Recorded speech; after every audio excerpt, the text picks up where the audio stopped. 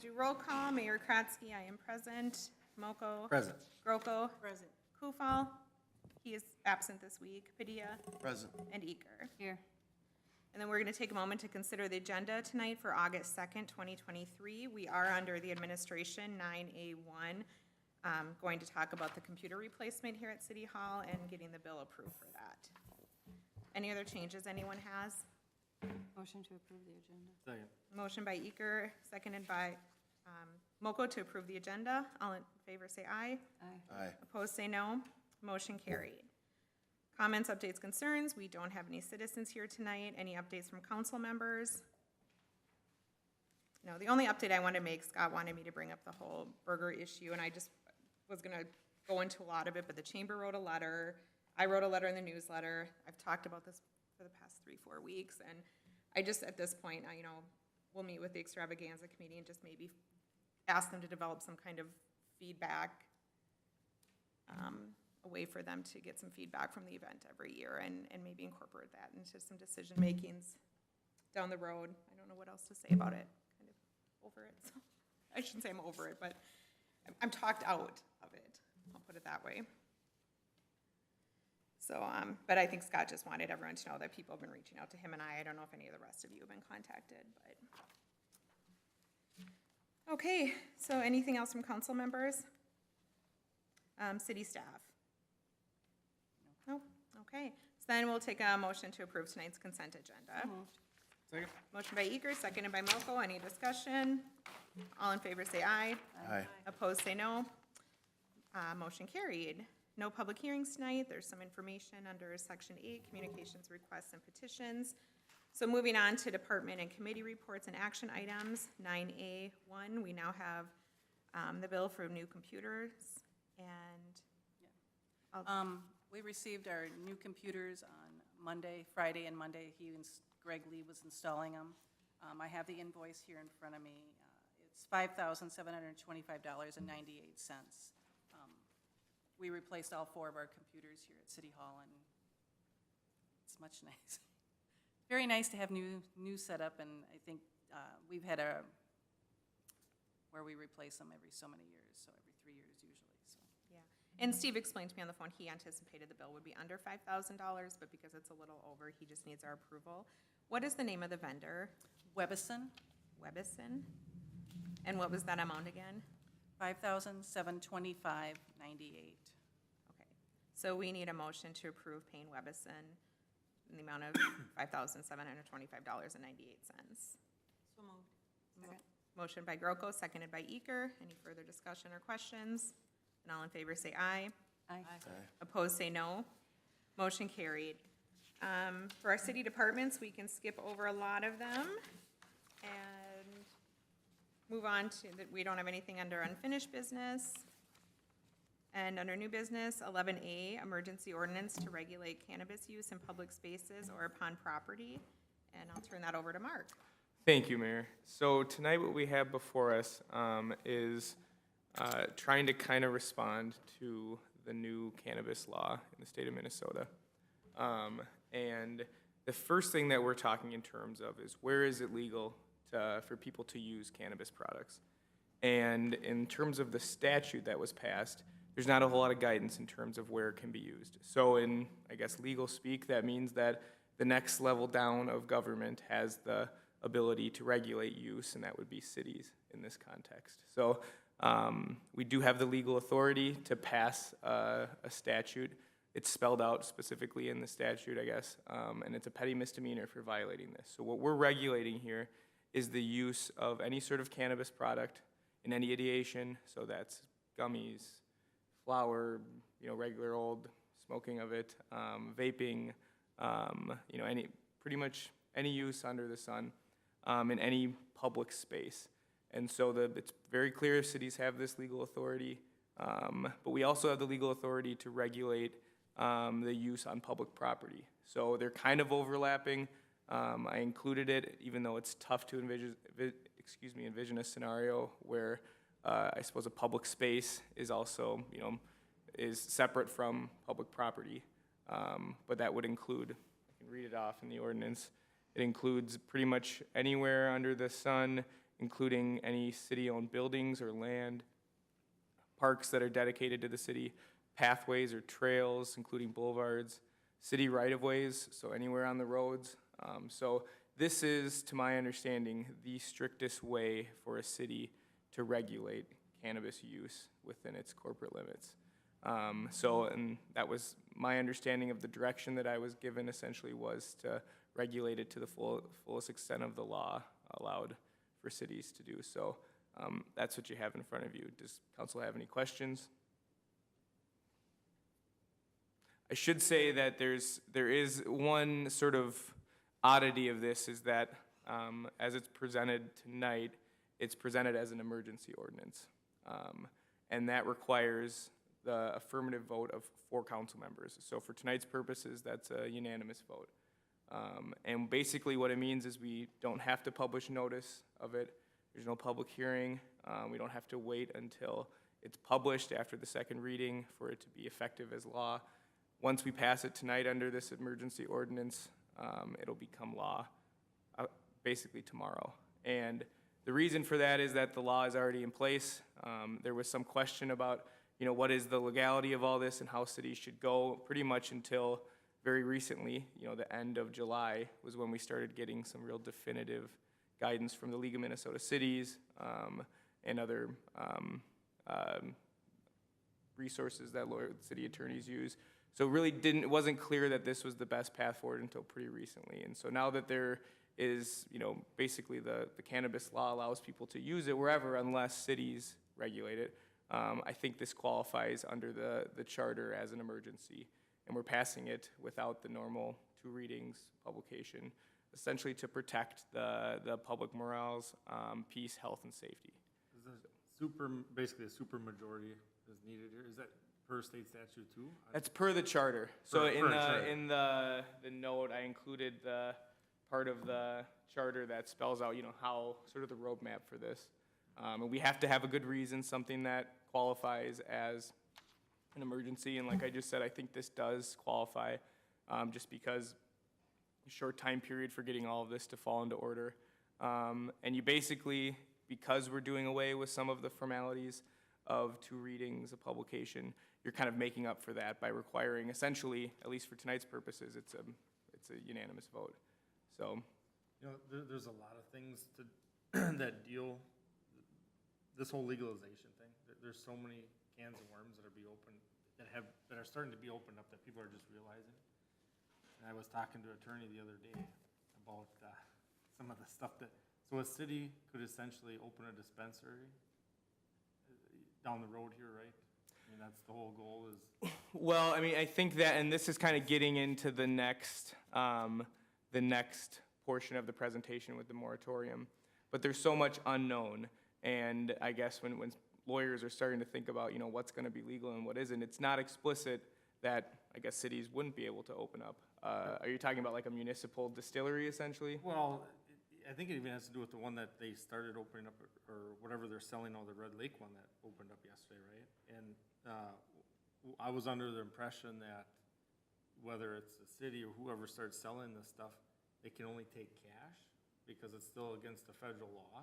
So Yeah, I mean, that was kind of the stories, I think, just anecdotes that you'd hear about states that had already legalized cannabis, years before, like in Oregon or Colorado, that they had to be cash businesses. So I assume the same is true because that was all chalked up, at least to my understanding, with the fact that it's a controlled substance still under federal law. Which and then the banks operate under when they say, well, we can't deal with drug money, right? So, I mean, and that's kind of the complexity of all this, because it's not clear how, on a state level at least, we're going to treat financial transactions. It's not clear exactly, who is allowed to operate retail dispensaries. Can cities get in on the action? So, again, not trying to get ahead of ourselves on the moratorium discussion, but there's a lot of stuff that has to fall into place. And so what we're doing tonight is this public use ordinance, which I think is a natural first step, but it's for sure just the beginning of the process that cities are going to have to take on. It appears, based upon what's in the statute, that cities are going to have a pretty hands-on, pretty significant role in registering all these various different licenses under the statute and also inspecting. And so it's not that the city will perhaps have access to some of the revenues. Under some circumstances, it's not super clear exactly what that looks like, but we're also going to have some obligations. So I think the first step would be for the city on an emergency basis to pass this ordinance, and then we can talk about the moratorium and kind of what tough spot the city is in and why it's probably a good idea to limit the cannabis business within the city for the next, I guess, until January 1st, 2024, I believe is the number. So, any other questions? No, but I think this is one of those things we're gonna learn a lot of information and make changes as things go on. So tonight, we just need a motion to adopt ordinance number 359, an emergency ordinance prohibiting the use of cannabis in public spaces or on public property. So moved. Motion by Eker, I'll second. seconded by Padilla. Any further discussion or comments? All in favor say aye. So, sorry to interrupt, I think I would recommend a roll call vote here Oh, okay. because of the number requirement. Okay, so just go around to each Yep. council member? Okay, so start with Groko. Aye. Padilla, Aye. Moko, Aye. and Eker. Aye. Okay. So motion carried. Next, moving on to 11B, cannabis business moratorium. And again, I'll turn that over to Mark. Sure. Thank you, Mayor. So what we just regulated was individuals' public use of cannabis, and now we're kind of pivoting to talk about what does the business of cannabis look like within the city of Gaylord. And it's tough for me to answer that question because there isn't a whole lot of guidance on what the business of cannabis is going to look like in Minnesota. The reason why there is one dispensary open in Minnesota is because my understanding is they had a pre-existing cannabis business before all of this was legalized, and they are a sovereign nation in pretty much all the relevant senses for this discussion. And so they have really a lot of latitude to do cannabis however they want. And so they've made a decision that they're going to move forward with a retail dispensary. So that's really a different conversation, because if you aren't an Indian tribe and you're just a person that wants to apply for any number of different licenses under the statute, you can't do that because there isn't a state organization. The Office of Cannabis Management, I think is what they're calling it, hasn't been set up yet. There's no bureaucracy set up around this. And from the city's perspective, it is clear that we're going to have some obligations, but we don't really know what that looks like. And so when it's unclear how a city is supposed to proceed with the law that's on the books, it's usually a good idea to consider a moratorium, which is basically us just pressing pause on all cannabis-related licenses. And it's likely that that's going to be the case anyways in Gaylord and all around the state, whether or not there's a moratorium in place. It's tough to envision a scenario where businesses are opened up for cannabis purposes before the effective date, which I believe is January 1st, 2025. So I would say it makes sense to do this moratorium. It presses pause on everything. It's super clear that in the city of Gaylord, there's no cannabis business other than the low-dose hemp edible licenses that we have in our ordinance. So any other cannabis besides that, it's crystal clear that there will be no activity within the city of Gaylord until January 1st, 2025. So, like I said, it's not totally necessary. I think it's still going to be illegal in Minnesota to get these licenses, but it seems like most cities are kind of falling into line and putting these moratoriums in place, I guess with the exception of the larger municipalities. Most small municipalities are granting these moratoriums just so that it's clear that there's no business going on in your city until the effective date. And during that time, we're going to learn a ton about how this program is going to be administered within the state, how it's going to be taxed, who's going to have the day-to-day regulation, who's going to be issuing these licenses. So really, all of that needs to be made up. And in those circumstances, I think it's a pretty natural step for the city to do a moratorium. So this is different. We're not going to do this on an emergency basis. I don't think this, as it relates to businesses opening up within the city, because it still is otherwise illegal. I don't think it is an emergency. where we need to do this on an emergency basis. So tonight, we're just gonna set the public hearing, where essentially, this is out there now. The public can come in and comment and state, whether they're in favor of this or they aren't. And I guess based upon the input we hear, we can move forward with the readings of the ordinances. So, I believe the motion would be to set a public hearing for the August 16th. Yes, look, on August 16th at 7 PM. So we're looking for a motion to set that hearing. So moved. Motion by Aker. Can we get a second? I'll second. Seconded by Padilla. Any further discussion or comments on that? All in favor say aye. Aye. Opposed say no. Motion carried. Next, moving on to 11C, the library director job description, and I will turn that over to Lori.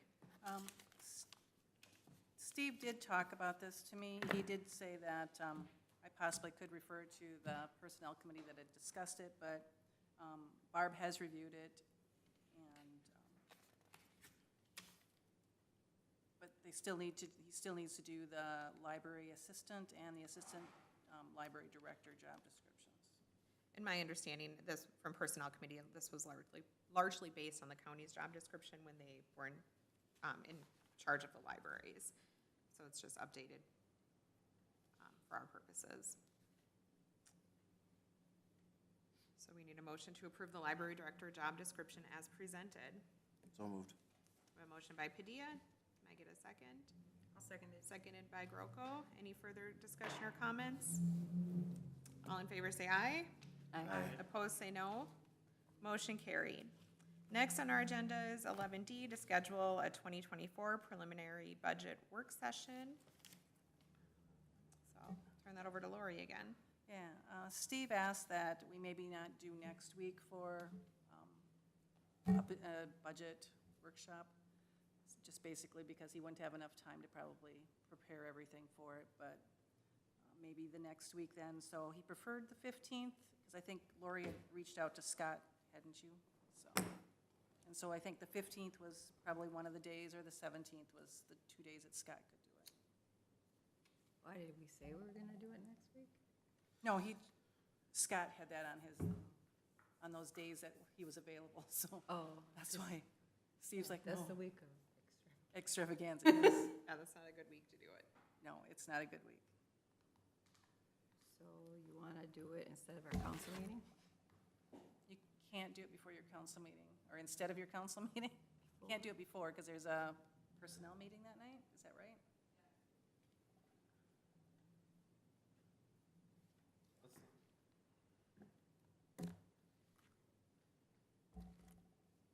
Do it right after the council meeting?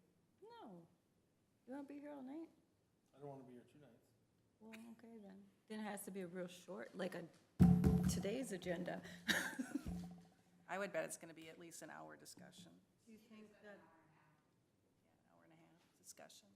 I mean, think that we have to do the personnel committee? Do you know, I wasn't at the last one. Is there a lot on the agenda? I think he's just gonna have the job descriptions probably of the other I would people at the guess. library. No, I'm just worrying if that could be missed. And well, or if we can reschedule the personnel committee to another day, maybe we can move that out a week so that you guys don't have to do 2 nights. I would be okay with that if we just come early on the 16th.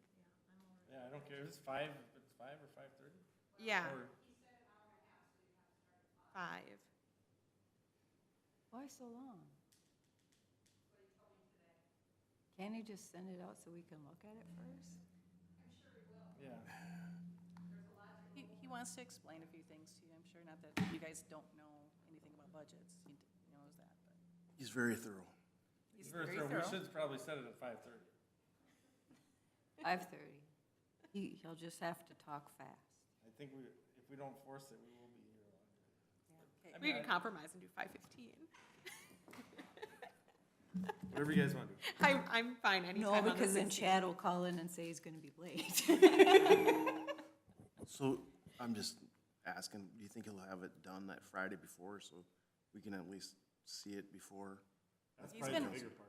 I know he's been working on it, so Okay. I would think he'd be able to work on, provide something for you. Yeah, so we can at least look at it before that. If council gets it a week ahead of time, then, I don't think he could get it before Friday, though. No, that Friday's fine, let's have the weekend. Yeah, we'd have the full weekend to look over it.